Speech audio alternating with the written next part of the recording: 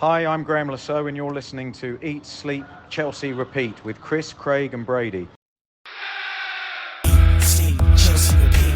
Eat, sleep, Chelsea, repeat. Eat, sleep, Chelsea, repeat. Eat, sleep, Chelsea, repeat. Welcome to the Eat, Sleep, Chelsea Repeat pod. The headline this week: It's happened again. It's happened again. Tottenham Hotspur. It's happened again. Today I am joined by my brother Craig and our good friend Brady. I'm back. Yeah. Wow. Well, not only are you back, Chelsea are back. After a slump at home to Sunderland, it's back to 3-point lane. Always good for a little pre-festive cheer up. Yeah, Chris is back with a bang with the singing. Thought we'd have a little break, and then when Tottenham come around, he thought, right, I can finally come back safely because, I think that's four. I think it's like 5 or 6 in a row we beat Spurs now. I think definitely 4 in a row. So, I mean, and they've recorded their lowest XG total ever recorded. So yeah, absolute domination. Yeah, they were an absolute shambles, weren't they? We'll get into it. So obviously the game finished 1-0 Chelsea, although potentially should have been a lot more. Joao Pedro back in amongst the goals. 52% possession for Chelsea, 3.68 expected goals for Chelsea, 0.1 for Spurs. 15 shots for Chelsea, 9 on target, 6 big chances, and 81% pass accuracy for the Blues, and just the one save for Sanchez from Tottenham's only shot on target. We'll get into the likes and dislikes. I'll come to you first, Craig. What were your likes and dislikes from this one? Well, the likes are obviously that Chelsea are back. I think there was a brief hiatus when Sunderland visited, and the last minute winner for them really put a dampener on, I think, how we were feeling coming into this little run of games pre-international break, and then maybe getting Palmer back. But obviously, you forget that Chelsea were in really good form. Obviously, after that Brighton game, beat Benfica, beat Liverpool, beat Forest, beat Ajax. Then had that Sunderland game, but we beat Wolves. And I think we can well and truly say, I think with Qarabag and Wolves coming up, and then Burnley, we could be heading into the next 2 games, Qarabag and Wolves, really feeling good about where Chelsea are at this season. Brady? Yeah, my like was there was more solidity in this performance. It was kind of a big game performance. I think against Sunderland, there wasn't that intensity. I think Craig talked about that in the pod last week. The man-to-man press was very robust, much better defending set pieces. I mean, their main threat from the Spurs was long throws and corners, and we defended them all well. We just shut. I mean, it looked like an Arteta Arsenal a little bit. I mean, we've got a long way to go before we get there, but we just shut the game down, really. I mean, we should have won 3 or 4, obviously, but they literally had no goal threat in the second half whatsoever. We just completely, just like I said, shut the game down, and I can't remember the last time we did that, so that's good. Yeah, for me was very professional performance. Didn't get caught up in any of the antics from Tottenham as well. Obviously, no red cards is a massive like. Natively a red card with Bentancur that wasn't given. Yeah. I mean, Enzo also it was an orange in the line as well.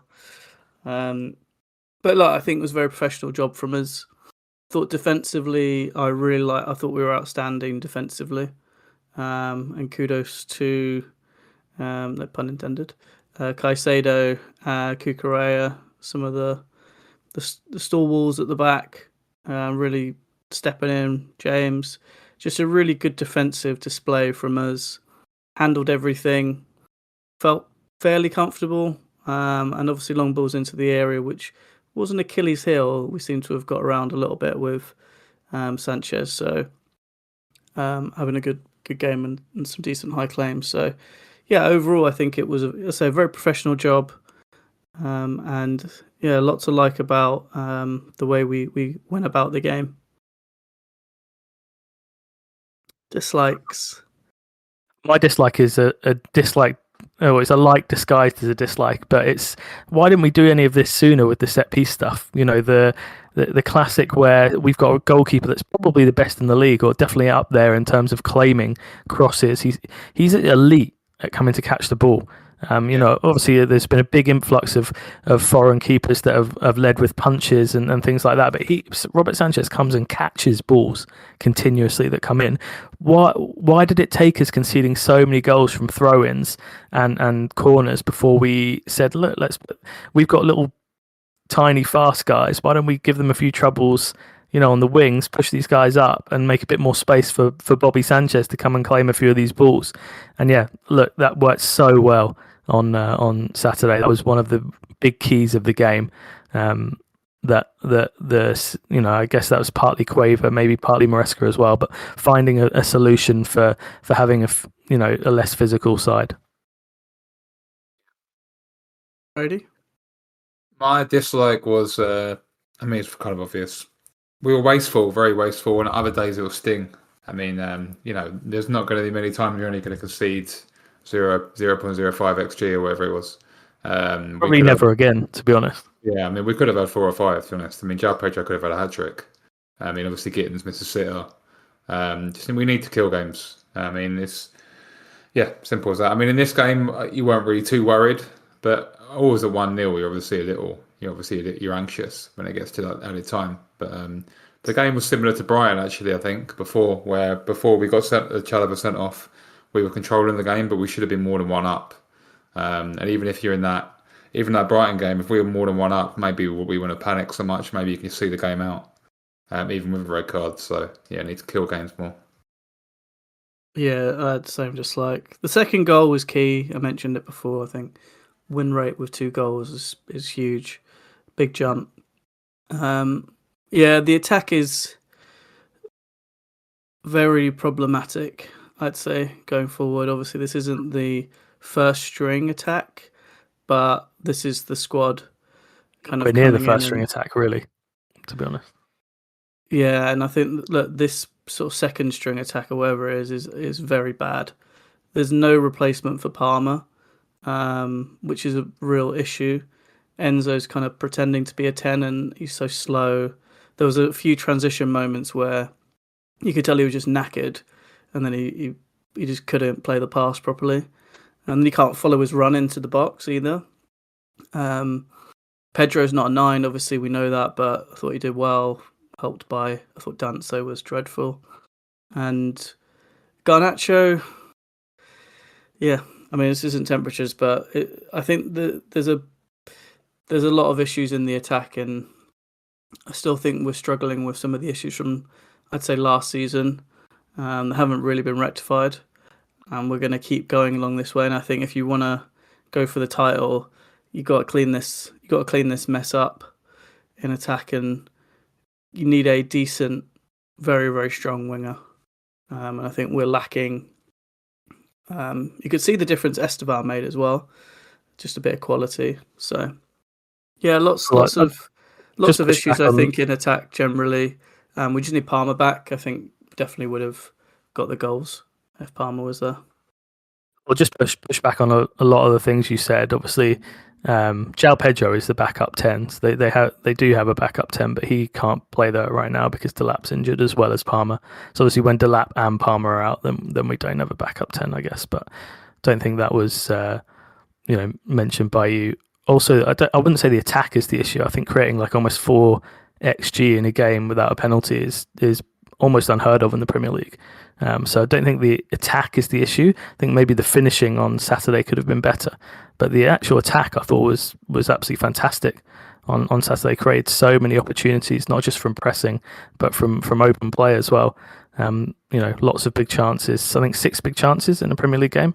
Again, almost unheard of. So we're playing 11 men away from home. And yeah, I think the attack was borderline elite on Saturday. Just the finishing really let us down at the end point. But Gittins and Pedro, obviously especially Pedro, missed a lot of sort of key chances in the game. So yeah, I don't think that would be a correct assumption or conclusion to come from the game. And I don't think they ever will. I think they'll always miss these chances. I think all forwards miss chances. I would say that João Pedro is a really, really good finisher. At the very top level, we need the elite finishing, and these guys will consistently be inconsistent. You don't think João Pedro is a good finisher? I think he is a good finisher, yeah, but I do not think on the wings that we have good attacking finishers. I think Neto's on his day, yeah. I think he's a better creator than he is a finisher. Esteval's been poor in front of goal. I think Garnacho is a disaster, to be honest with you.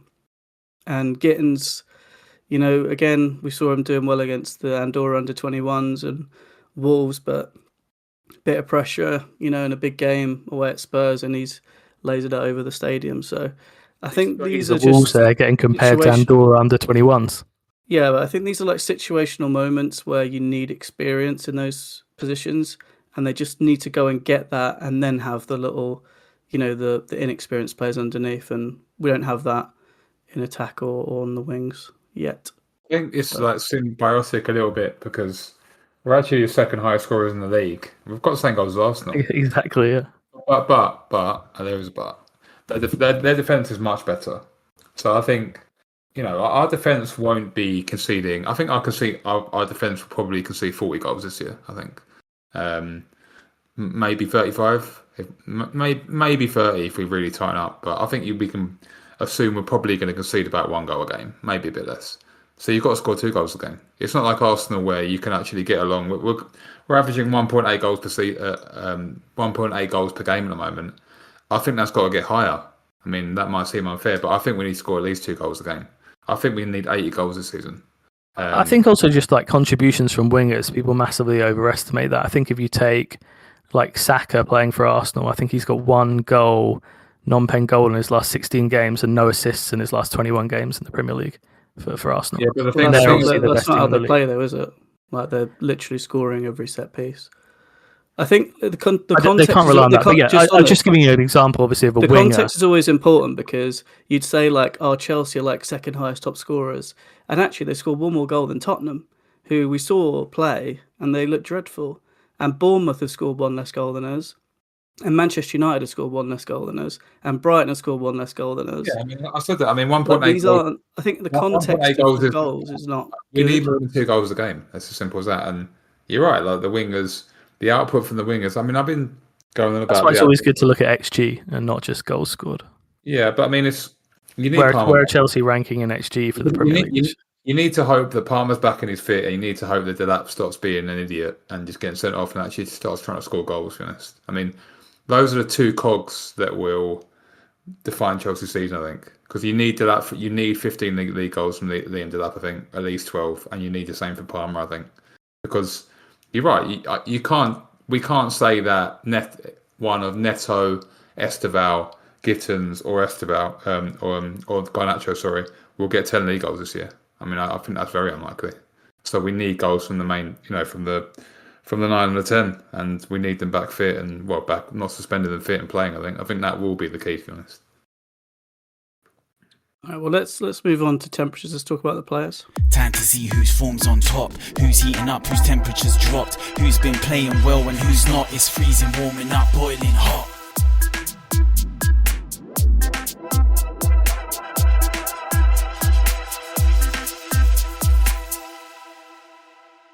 I will go first, if that's okay with you guys, as I haven't been here for a while. Craig's happy about that, but. Well, it's hard to find a freezer, to be honest with you, because I do think everyone play well. I didn't know. Do you have a freezer, Craig? I didn't have a freezer, no. No, I would go on. Well, I did not. I do have one. Yeah. I did not like Garnacho's reaction on the bench. Yeah. There was a lot of. I mean, there was some hilarious. Neto was one of the best.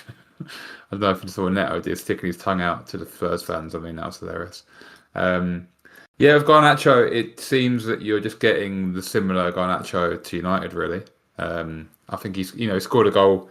Craig and I were at the game. Actually, Craig missed the goal, didn't you? But because you're a bit late. But Garnacho scored. And I still didn't think he was that good against Sunderland. In this game, he was okay, but you're kind of getting the Man United Garnacho. I think he'll get some goals and assists. I think he'll probably get 6-7 goals a year, maybe a few assists. But you're not. That's it really. You're not really. He's not great on the eye. His attitude doesn't seem any better than United really, or worse really. Just he is what he is. So yeah, I think it could be maybe. I prefer Gittins. I'm going to put my neck out. I mean, I know I really was all over Gittins the first few games, but that's because I actually really rated him at Dortmund. And I thought I was worried he might be a bit of a dud, but that goal against Wolves, I mean, I don't think Garnacho can do that. I mean, Gittins is showing some really good moments, and I think now he's up to speed physically in the league, and he is very young. I think he's just really found it intimidating to come to Chelsea, but now he's kind of finding his feet and kind of getting his head above water. I think Gittins could be really good. So he'd be my preference over Garnacho at the moment. Garnacho's okay, but I don't think he's going to be that good for us. I think it was a market opportunity. And he is what he is, I think. Yeah, I had Garnacho. I think I just had left wingers because I don't think Gittins was particularly good when he came on either. I think the issue with Garnacho is that he doesn't really have any redeeming features about his game. Like if he was really, really quick, which I always thought he was, but actually when you watch him, he's not that quick. Like, Gittins is quicker than him. I think Gittins is like the second fastest player in Europe last year. So yeah, I think he's quicker than most people. I just don't see like him ever being amazing. And it was obvious when he played at United. So obviously he was bought maybe as a backup, let's say a good market deal, good price, and they'll resell him for 40 million hopefully, and that'll be a good day for them. But it just seems like a waste. Like I don't think he's adding anything. I know that Mudryk is not really a Chelsea player anymore, but he's not really an upgrade of Mudryk whatsoever. I don't think. I mean, it's just I don't think he's better than Mudryk. I mean, and I think Gittins could be definitely, but I mean, not that Mudryk was that good, but left wing is a problem for Chelsea. Gittins is a good player, like I said, but yeah, we are weak at left wing for me. I think Esteval and Quenda can both play left wing as well, and Neto can play left wing. Yeah, that's a problem. We don't seem to have a specialist left wing. We've got a lot of options. I think you just want a right-footed left wing, do you? Yeah. I just want like a bit of a marquee signing at that position to say this is the player who's actually really good in that position. I think Gittins, and then you have a Gittins with him. I think Gittins was that, to be honest. But we'll have to wait and see if he's actually good. I mean, not marquee, but I mean, I don't know who we're going to get. Gittins has been electric in our last two games. He really has been. I mean, everyone wants Neco Williams, but the way his contract is structured at Bilbao it's almost impossible to get because you've got to pay all the money up front. He has absolutely no interest in signing for Chelsea. The problem with people is that they are a bit delusional as well in terms of like the player. The agents, they're running the game, like the players at Sheffield want to come. Nico Williams is wanted basically by every top team in Europe. He's got absolutely no interest in coming to Chelsea. No, I'm not saying he did, but I'm just saying it'd have to be that level of signing. I can't see us putting 80 million on a winger now. No, sure. And Chelsea have basically never ever bought any players like that. I mean, Chelsea have never ever bought. Semenyo would have been great, but I think he's probably going to Arsenal, Liverpool, is what I've heard. So I mean, the biggest marquee signings we've ever made are Enzo and Caicedo. Yeah. Maybe Lukaku as well. I think Lavia was 60 million, Neto was 60 million. I don't think you'd call Neto a marquee signing. Yeah, but Rare was 60 million, 55. It's not about the value. I think if you're talking about Nico Williams, that he's the most wanted player in Europe, basically at that position. I don't think any of these players, like Pedro Neto's not the most wanted right winger in Europe, is he? He's not a marquee signing like that. When I said marquee, I just meant someone who's actually going to be decent in the position who we kind of know. Like Semenyo is second highest goal contributions in the league. Like if you get him in and he's not good, it's kind of like, well, it doesn't really matter. Garnacho is not, and he still won't, and he never will be. So I don't think I'm pining for Semenyo. I think Semenyo is a decent player, but I don't think I'm quite pining for Semenyo and think he's so elite in the same way that you do. But Garnacho was part of. I mean, United's attack last season was one of their worst of all time, and he was in it. So yeah, but I think if you speak to a lot of United fans, I think they quite highly rated Garnacho, and I think obviously you've written him off after a few games, but I do think Garnacho's got a lot of good qualities. We've seen him for 2 seasons. It's not as if he's just started. I don't watch United as intently as you, I don't think, but from the United fans I speak to, that they rated Garnacho very highly.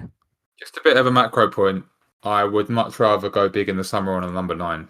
because I think we need to do that. I think it's time for like an Osimhen or something, because I think we've seen at 9, like he played Guiu for a game and Guiu's already washed. If we're being honest, I mean he's not.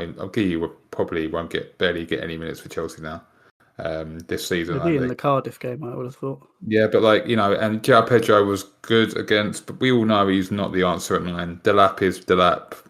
He's raw. So you've both said so far in the pod as well, like we know João Pedro's not a 9 or not the answer at 9. I really like João Pedro at 9 in certain games. I really like João Pedro as well, but I don't think you can. No, but I like him at 9 in certain games. So like yesterday's game is a good example. Brighton, it was like pretty well known he actually preferred playing 10. And look, Sure. Craig, like the manager's coming out and saying he prefers him in 10.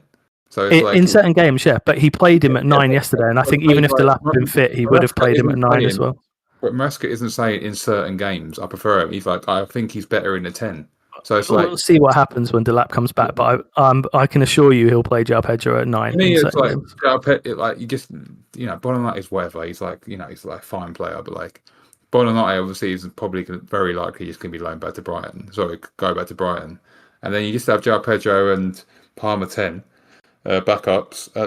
Palmer 10 and João Pedro 10, and you just get we need a 9 still. But letting Jackson. I mean, obviously Jackson's going to go, but just letting Jackson go. We haven't replaced the goals yet. I mean, I know Jackson wasn't very good, but he actually was our second top scorer.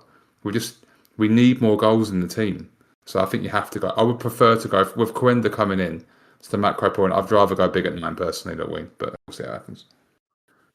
Yeah, I think if we were starting this attack every week, I would be very concerned. Is this still the freezer for Chris, or? This is the Garnacho left wing freezer. None of us have got a freezer, so none of us have got a freezer. So having a macro discussion. Yeah, we can do warming up. Oh yeah, that's next, isn't it? I've got a warming up. Has everyone else got warming up? Yeah.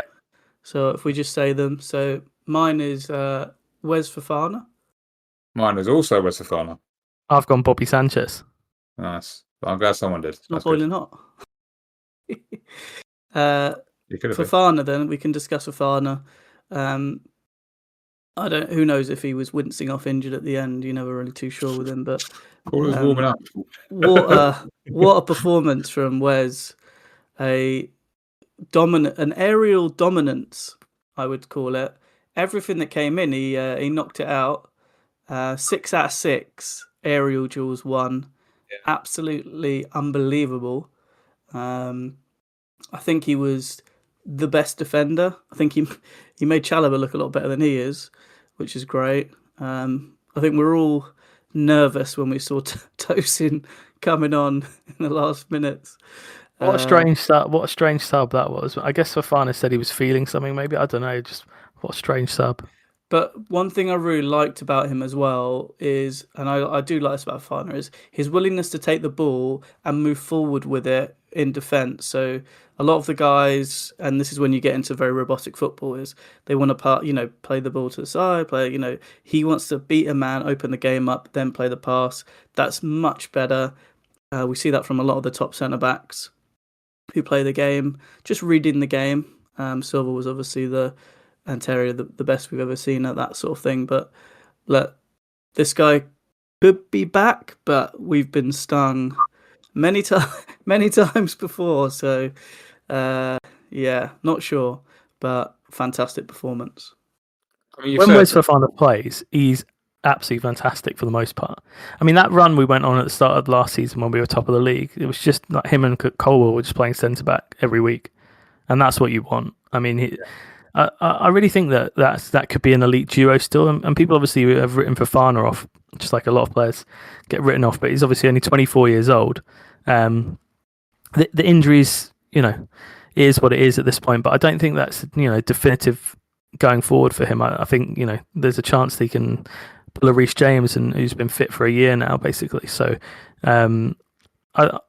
I think the aerial dominance was a real important key to the game.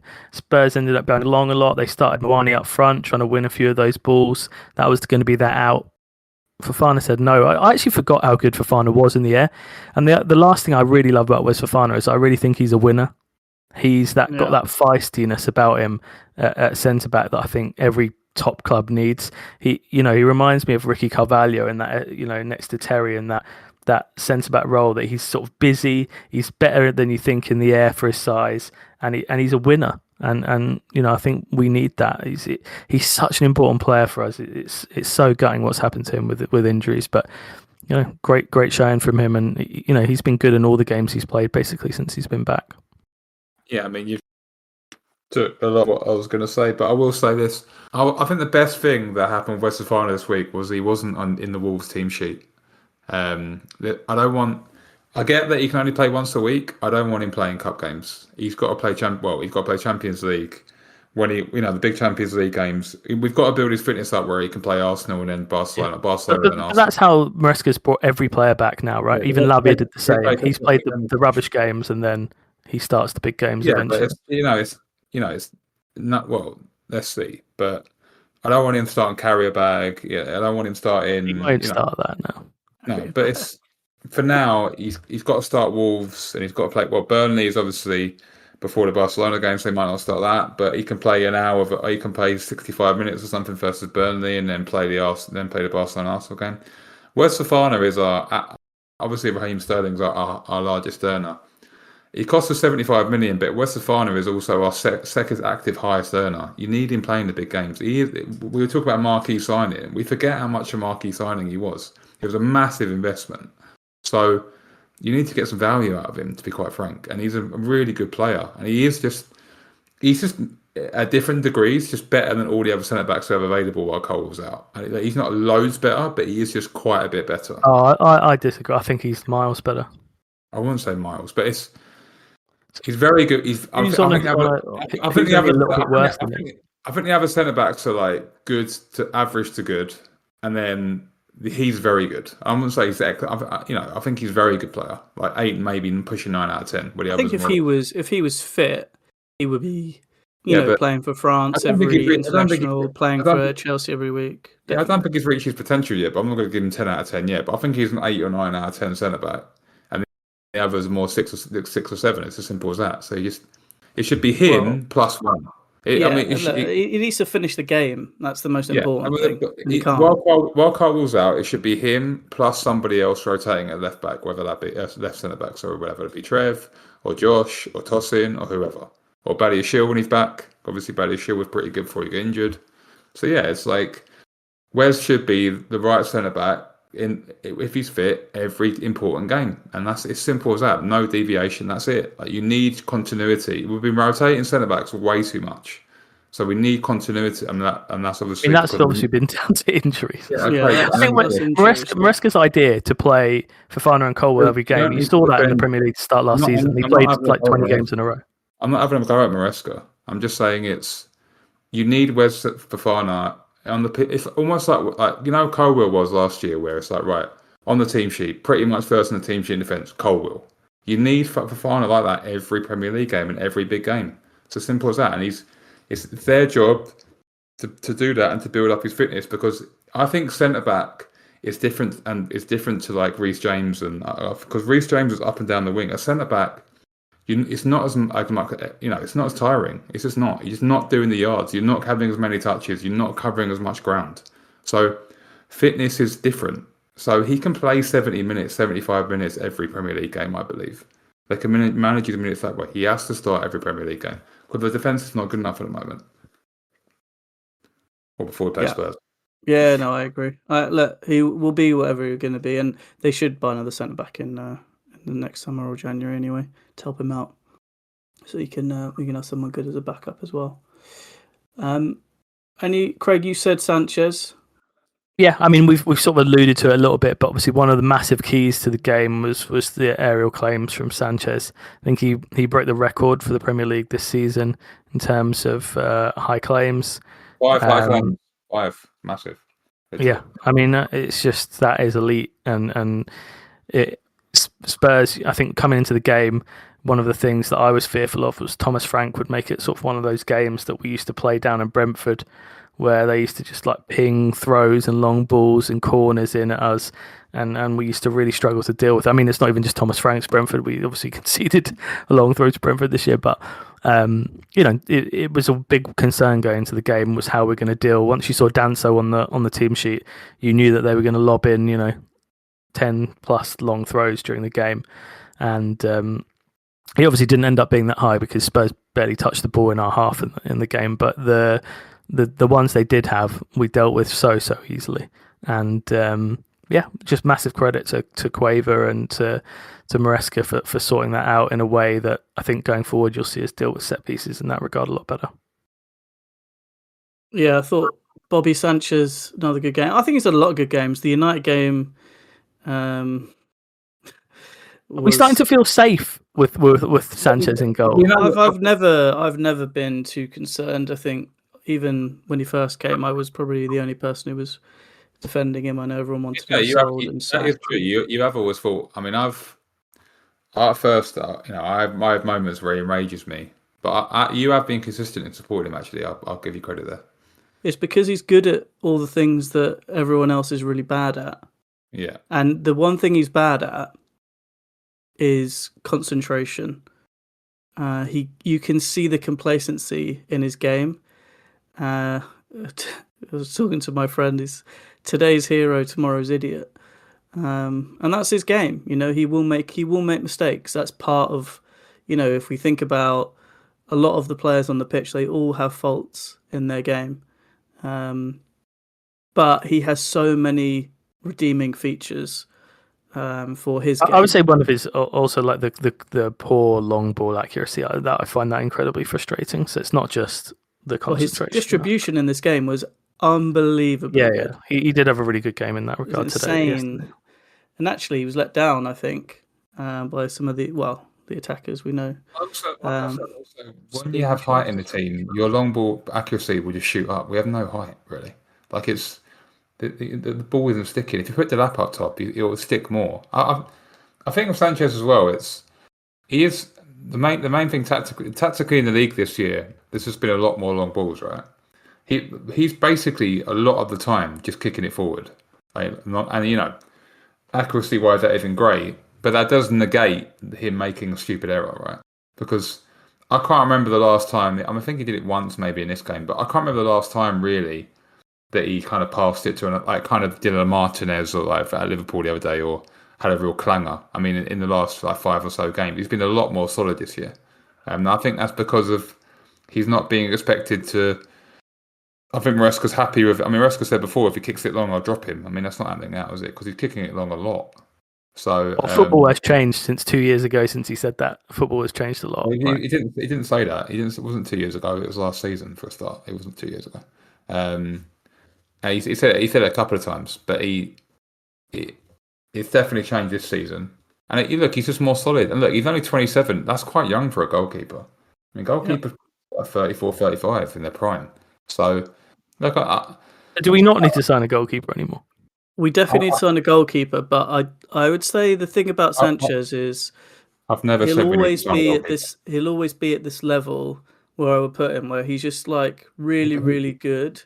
Yeah, but there's not that many really, really good goalkeepers. Exactly. So to replace him, you've got to be so good, elite, and it's really hard to find that. So if you buy someone in, there's a chance he leaves, and the guy is is rubbish, and then you end up with a worse goalkeeper, and who's not at that level, and then a backup who's horrendous.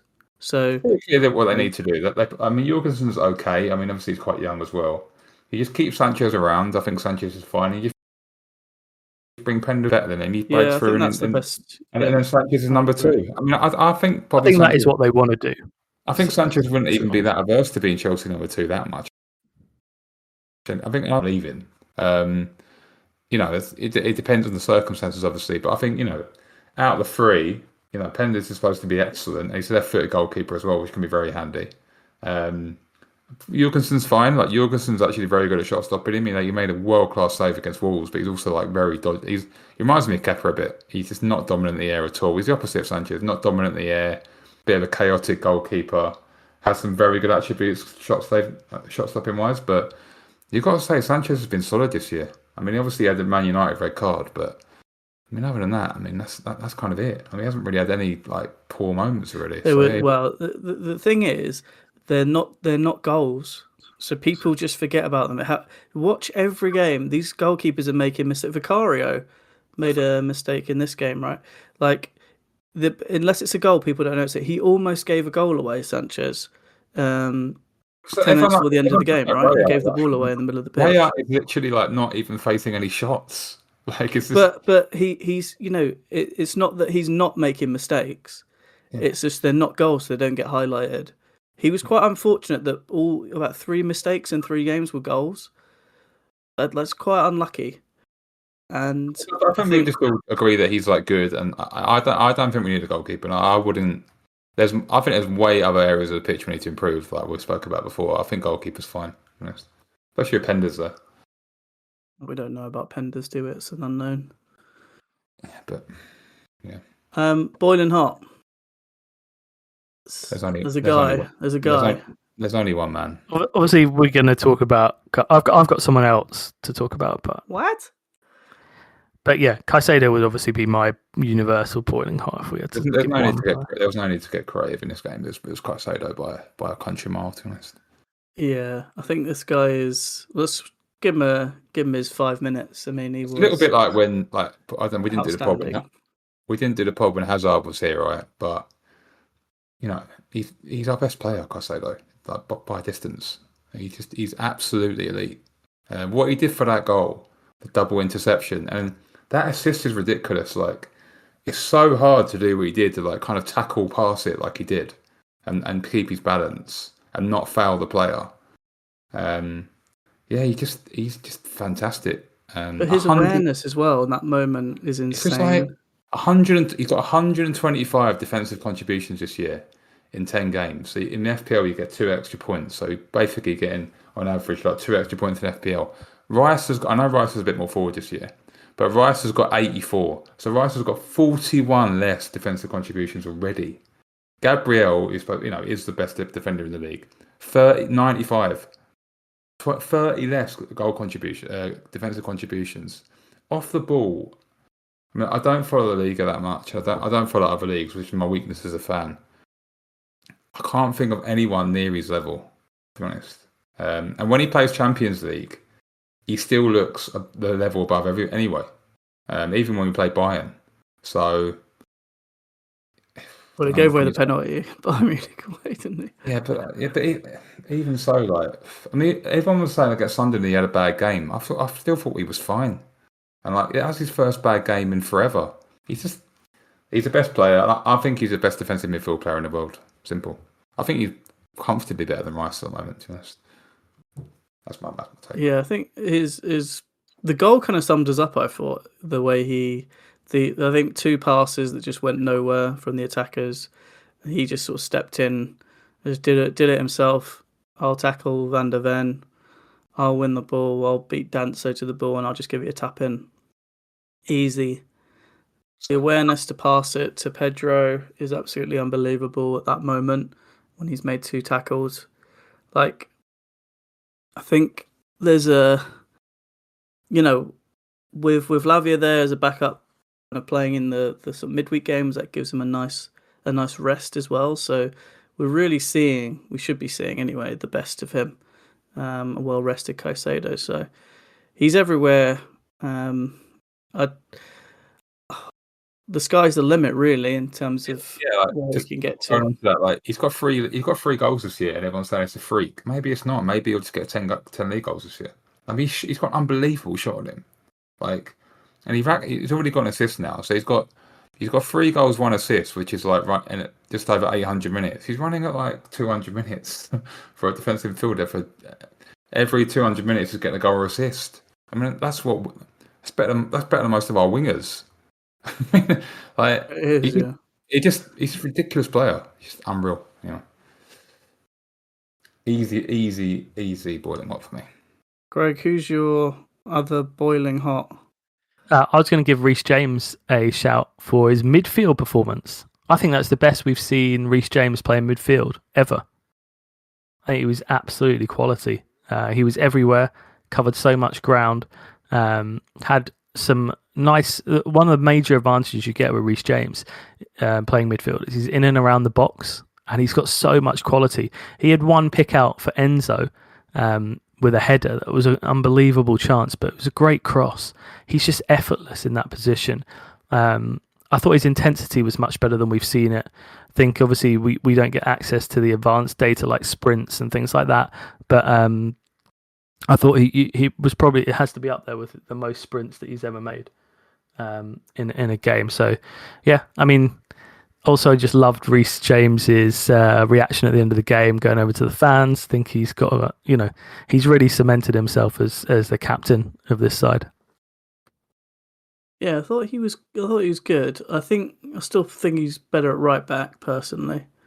I do think he struggles a lot on the turn. It's really important when you play that position, when you receive the ball. You'll see this with a lot of good players. Lavia's and Caicedo are really good at this. Is when you can turn and you've already know where everyone is ahead of you. And maybe he'll get better at this, but I think he does struggle with that, and that does slow the game down a lot because he'll come into him, and he does't know where Neto is around the corner or Enzo is inside, so he hasn't got that kind of one touch, in round the corner kind of pass on him, which is huge for transitional play from the back and opens the game up. But yeah, I thought he puts his foot in, which is good because you need him to do that. Definitely more active than we've seen him. Yeah, I think it is one of his better performances in midfield. I do like him in there more than I did previously. But I would like to see him at right back, preferably, and an actual midfielder in there going forward in these kind of games, to be honest with you.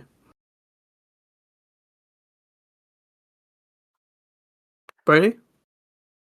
Well, Reece James. I mean, yeah, I thought he was good in midfield. I think he was against a very poor midfield. I mean, I know Thomas Frank basically played 4 CMs this game. I think it was an easier game for him because I think we just dominated the midfield, and obviously tactically Maresca got it spot on. Yeah, I mean, just quickly talk about the sort of rotations, because I know before the game we were sort of a bit critical of the team, all of us really. I think we all didn't really like the team selection for the game, but then when you watch the game, one thing that Gusto gives you is that he's able to play right back, but then he's also able to really put pressure on that left winger. It ended up being Simmons that came on quite early, and he's able to get up the pitch so much faster than Simmons is able to track him back. But he's also able to, and you've seen this from a lot of elite teams this year, he's able to play in that sort of 10 pocket as well at times in the game and give you that sort of energy in transition to get up there and be there. I thought the player rotations for us in this game, I know Carragher did a bit on it on Monday Night Football. We've seen a lot of the tactic accounts talk about it. Chelsea have sort of copied this, or maybe not even copied. I don't know who I want to say originated, but obviously Luis Enrique is very famous last season for what he did with PSG in terms of their attacking rotations and how midfielders would show up in defence or would show up in attack.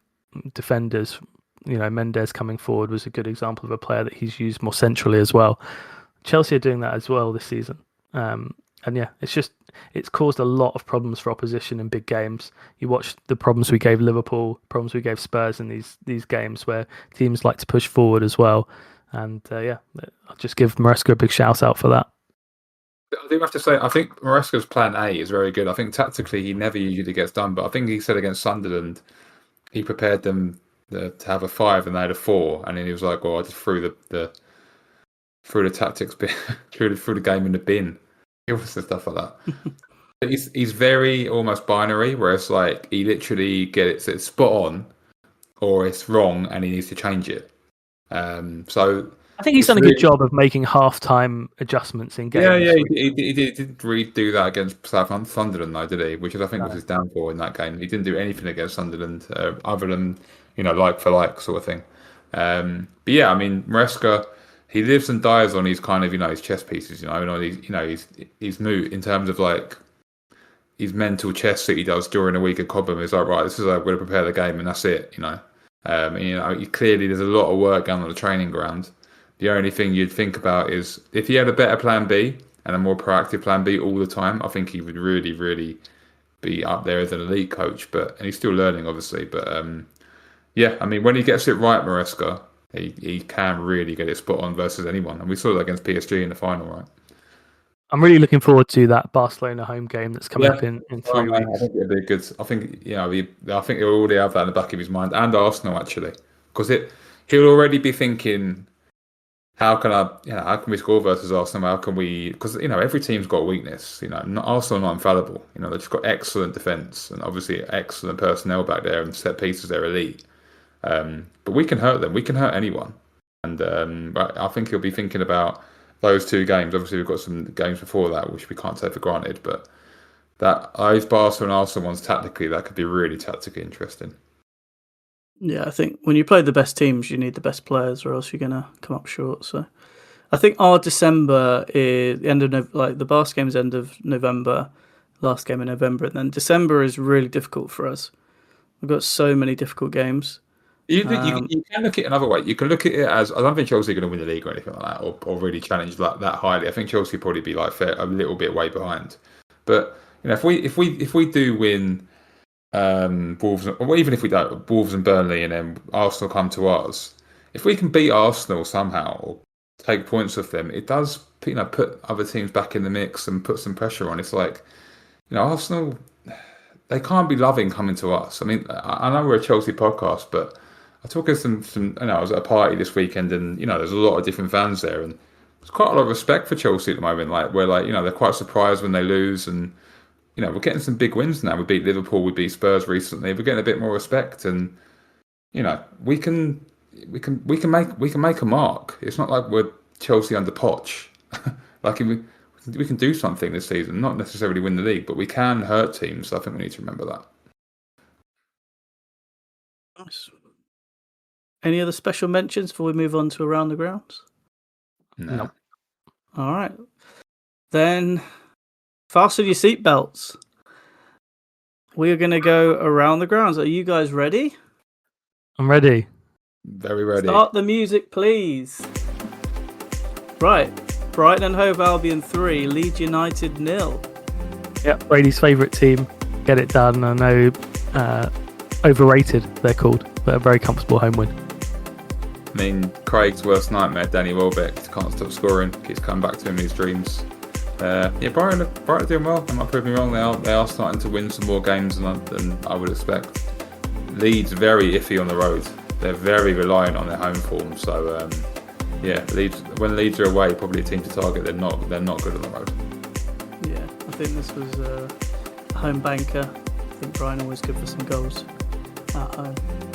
Burnley 0, Arsenal 2. The champions elect get it done again. 0 shots on target for Burnley. I mean, all jokes aside, we need to score some goals versus Arsenal so they don't break our 15-goal record. I mean, we can't be having that.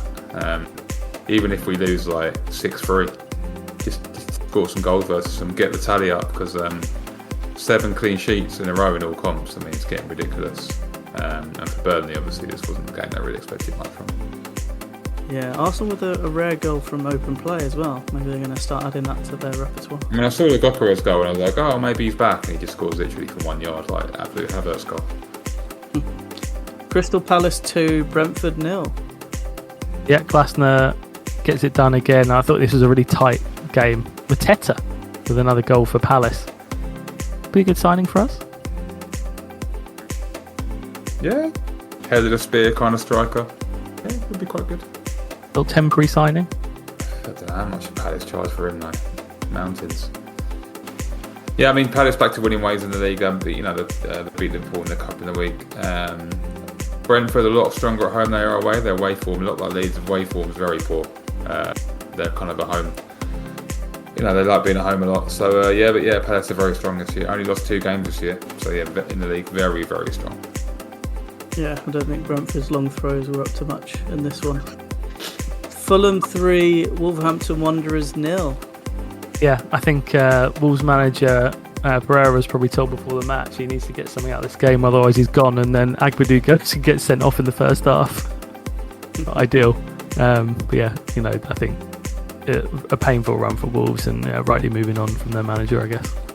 It was seen as a must-win for Wolves. I think it was a must-win for Fulham. There's been a bit of pressure around on Silva results-wise. Silva's been a really good manager. They got it done. They had to win, and as always, the manager who can't win a game gets sacked before they play us in the league. Absolute classic. Premier League whipping boys. You'll be missed, Pereira, and who knows what will be next for Wolves, but shame to not have. Looks like it might be Gary O'Neill coming back. At least we got... No, he's rejected it. At least we got 4 past him. Nottingham Forest 2, Manchester United 2. Speaking of whipping boys, Forest, I thought they were easy to play. Not easy enough for Manchester United, who had to rely on an 81st minute Ahmad goal to get a point. Different managers, mate. It was a decent point for each in the end. Thought it was quite a good game. Dicey and I think you can see United are improving. I think there's a lot of games gone by where they would have just lost that game 2-1 and not come back. They could have won at the end as well. Murillo blocked it on the line, so I think Ambrose, he's slowly improving then. Yeah, I miss Ange's Forest. They were good fun. They were another set of whipping boys, but yeah, slightly more organised these days. A good battle and more points for United. Liverpool 2, Aston Villa 0. I think there should be some pressure on Emery. I think Villa have been really, really poor this season, and another really poor showing from them.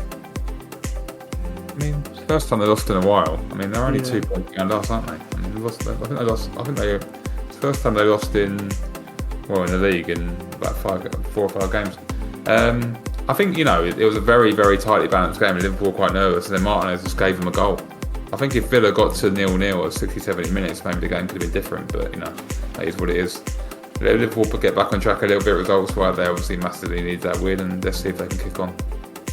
Yeah, Salah back to his old tricks. He didn't even celebrate, did he? He knows he's rubbish. He was given the goal, wasn't he? He's retired. Yeah, always good for goals, Liverpool, and that's will always keep them around the top, I think. West Ham 3, Newcastle 1. Well, shock result down at the London Stadium. West Ham finally so desperate. They finally got a win. Even Paqueta scored. So, party time down the London Stadium.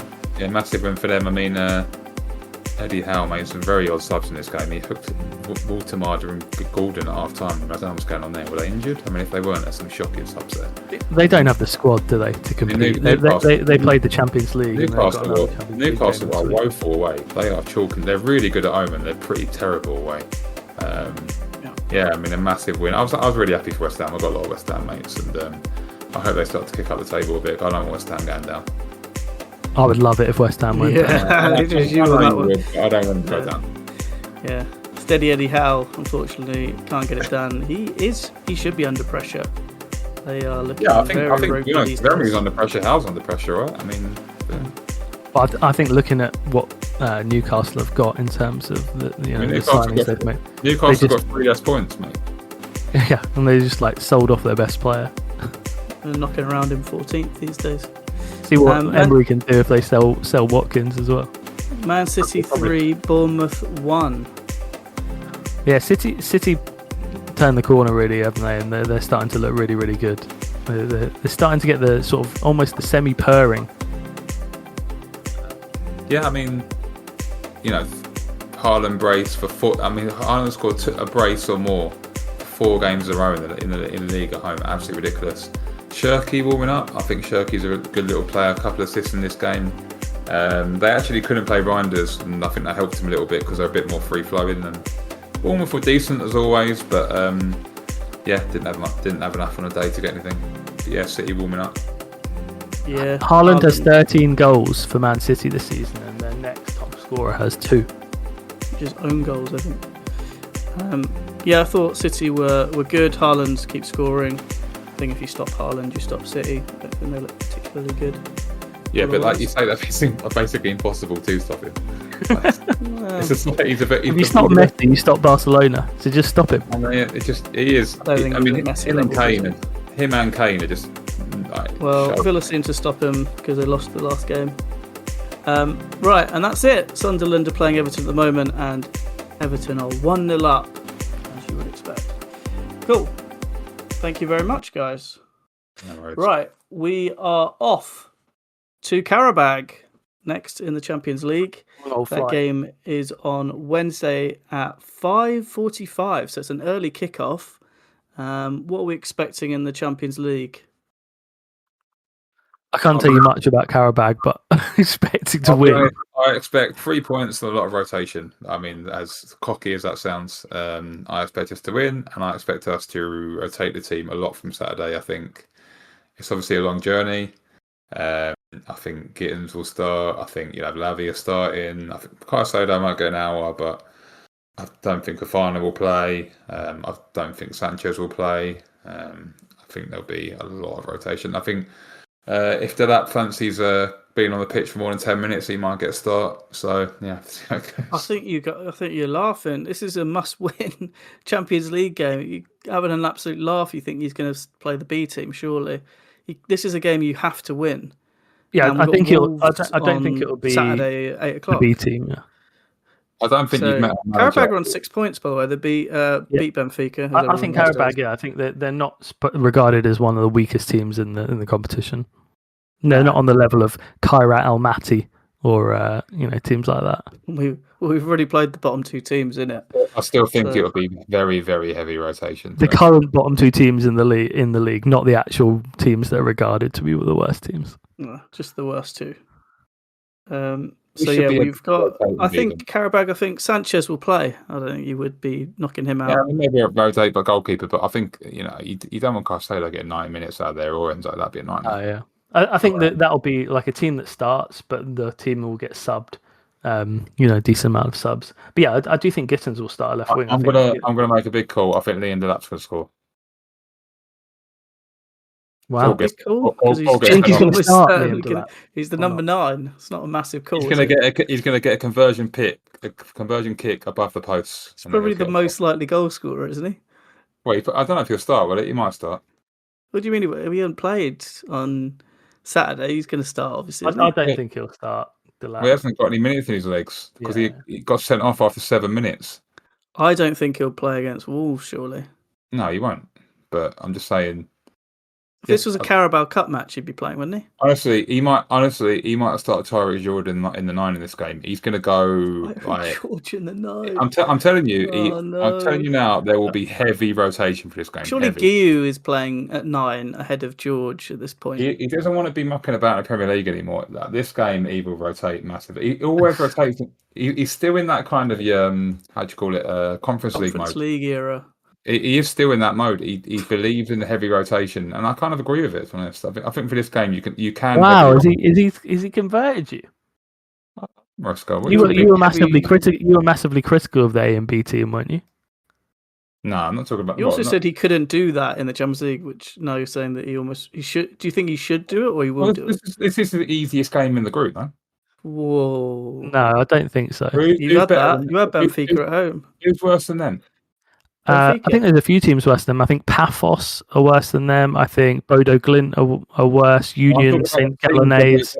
Craig, stop naming random teams. The teams that we're going to play, who's worse than them? All right, it's the easiest of our games, but we don't play any of the really bad games. So you rotate a lot. It's not rocket science. It doesn't mean that it's easy. It's like saying if you have Real Madrid, Barcelona, Bayern Munich, and I'm just telling you, who's the weakest team? We've got players of an international break, and then Barcelona and Burnley, Barcelona, and then Arsenal when it's played 7 games. I'm telling you right now, you will be shocked. There'll be a lot of rotation on Wednesday. A lot. If you rotate, change a few players from Saturday, we don't win this game, I think there will be shamed publicly. I think there will be 7 changes in this game. Oh, I'll have the unders on that. Yeah, 7 changes. 7 changes. I agree with it. And I agree with it. I agree with it. Look, Jamie Gittins is 55 million. Lavia is 60 million. Play him. It's only Karabag. Just play him. Well, they would arguably be starting for us. Yeah, exactly. I think Jamie Gittins is probably the best option at left wing. All right, you can rest Wes. You can play Tosin and Josh. You can play 100%. Wes won't play. Yeah. You can play Hatto. You can play Gusto. I don't think he'll play Hatto. I think he'll play Cucurella. Well, he might do, yeah, but you can play Hatto. Tosin. It's not like he's some scrub, is it? He's quite a good player. Who? It's just Tosin. Hatto. Like he's not like some No, scrub. you don't play. You don't. Hato can come off on the bench. Surely you wouldn't start him in this You're game. dealing in binary things. All right. Anyway, 7 changes. I'm telling you, it'll be 7 I'm having changes. the unders on that. We I'll will message see you how after many the team changes on there are for Carabag away. This is obviously a must-win as we continue to strive for. I think 16 points. I had us down for. I've actually called all these games perfectly so far. So see how we get on. A tough one, was it? Buying away and then a couple of home games. Well, you didn't. Did you think we'd lose to Bayern Munich? Yes. Before I you knew the wanted team? us to play. I wanted us to fully rotate and play a B team in that not game. before we played them when the draw was made. Yes, I predicted that we would That's a lose to disgrace. Bayern away. Yeah. You should never have predicted that. You should back your team, mate. All right. Anyway, predictions for Carabag. I'm going to go with 2-1 Chelsea. I'm going to also go with 2-1 Chelsea. I'm going to go 4-0 Chelsea because that'll be the score. With 7 changes. I think you need to Google Carabag, mate. Tyreek George masterclass. I can, mate. I'll go down Tesco. In your head, they're just sort of like Lincoln, basically. Mate, I'll go down Tesco and get a Carabag every week, mate. It's fine. Don't worry about it. We'll slap them 4-0, mate. We'll slap them 4-0. Tyreek George brace. Hato go, move on. We're the world champions, mate. I'm not worried about Carabags, mate. Don't worry about it. It's fine. Is Tyreek George the Benfica best team that we backup played. 9 in the league? Sorry? Is Tyreek George the best backup 9 in the league now? Is that what you're saying? No, I'm just telling you up in the Champions will play League. Carabag. They're not even top of their league. Yeah, that's tough. That Azerbaijani league's tougher than you think.